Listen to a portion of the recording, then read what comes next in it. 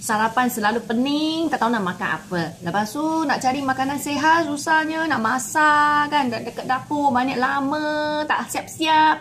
Lagilah pagi nak tidur lebih. Korang boleh amalkan Avoplat ini. Okey, waktu Mami minum sekarang ialah perisa koko. Ayo, adalah hantu koko. Tapi I tak suka koko manis-manis punya. So siapa kat sini yang sama dengan waktu Mami yang tak suka manis-manis punya coklat-coklat lagi-lagilah minuman yang sangat manis tu. Kalau you tak suka, ini mesti kena try. Sekarang tengah promosi. Kalau korang beli satu pack, ada free satu sachet lagi. Satu pack pun ada free satu sachet. So kita akan cuba bagi korang sachet yang perisa lain. Dia ada 3 perisa dekat sini. So ini coklat, yang ini original punya rasa, ini kopi punya rasa. Bila you minum mesti you akan rasa sangat selesa dan sangat sedap.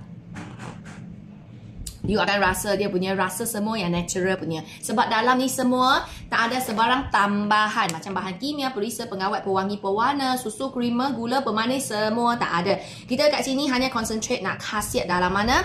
Dalam makanan kita. So ini dah dapat. Ini semua dah upgrade punya formula kawan-kawan. Biasa kalau kita dulu minum punya black soy ialah black soy saja kan. Sekarang kita dah tambah lagi satu ramuan yang sangat bagus dan baik untuk kesihatan badan, iaitu avocado. Nah, avocado ni kalau kita nak beli kan susah dapat dekat pasaran yang fresh and lagi mahal. Lepas tu kalau kita makan pun bukan semua orang suka rasa dia kan. Tapi jangan risau. You tahu sudah avocado punya kebaikan. Sekarang you minum pagi-pagi, you dah dapat khasiat dari avocado.